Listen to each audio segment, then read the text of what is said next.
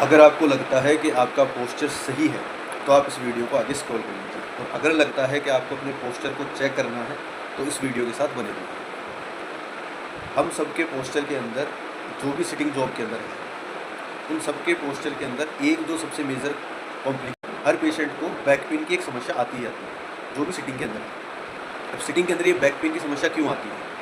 जो major reason है वो है आपके डेस्क की हाइट, आपके लैपटॉप का विजन एंगल और आपकी चेयर सिटिंग की हाइट। इन तीनों चीज़ों के अंदर एडजस्टमेंट्स अगर हम कर सकते हैं तो हम हमारे पोस्चर के लिए फर्स्ट स्टेप सही कर सकते हैं। पहला स्टेप हमें ये लेना है कि हमें अपने लैपटॉप का जो विजन एंगल है उसको हमारी आंखों के हिसाब से सेट करना है।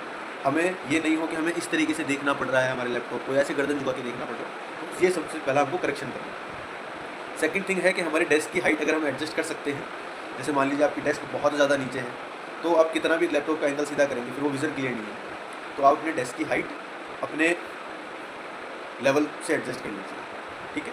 थर्ड है आपकी चेयर हाइट। चेयर हाइट अगर एडजस्टेबल है तो आप चेयर को ऊपर या नीचे कर सकते हैं। तो कोशिश कीजिए आप चेयर को इतना नीचे करें कि आपके जो एल्बोज़ है, ठीक है, वो एकदम एल्बोज़ डेस्क तक आए और आपकी चेयर से साथ एंगल जो है वो 90 डिग्री का एंगल रहे, ठीक है। डेस्क पे जब आप बैठे हैं तो आपके हाथ का जो एल्बो एंगल है वो 90 डिग्री रहे।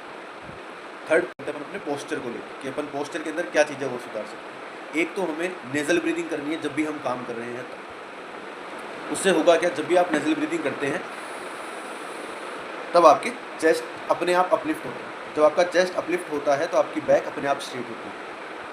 इसके अलावा हम क्या कर सकते हैं, हम अपने दोनों हाथ ऊपर उठाने हैं, क्रॉस करने हैं, अपनी शोल्डर ब्लेड्स को स्क्वीज करना है और एक नाक से गहरा लंबा सांस लेना है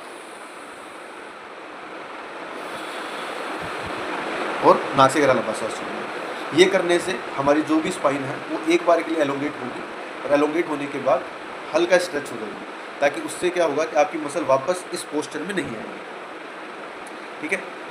चेक कैसे करना है कि हमारा पोस्चर सी शेप है या एस शेप है। सी शेप पोस्चर नहीं होना चाहिए, एस शेप पोस्चर के अंदर आपकी स्पाइन एक्यूरेट रहती है।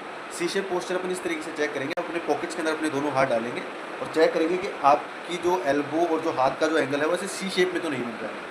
अगर वो सी शेप में बन रहा है तो उसे हमें अवॉइड करना है। हमें अपनी पॉकेट्स में जब हम हाथ डाल रहे हैं तो हमारा पोस्चर इस तरीके का होना चाहिए कि एस बने, ठीक है। आपकी नेक से लेके कुछ इस तरीके से, आपकी नेक से लेकर के ये वाला पोस्चर इस तरीके से एस बने, यहाँ से यू और देन दिस, ठीक है। अगर वीडियो समझ में आया और ऐसी और वीडियोस आप चाहते हैं तो मेरे पेज को फॉलो कर लीजिए। मिलते हैं कल दूसरी वीडियो के साथ। मैं डॉक्टर जस साबू, कंसल्टेंट फिजियोथेरेपिस्ट, कल्याण फिजियोथेरेपी। धन्यवाद।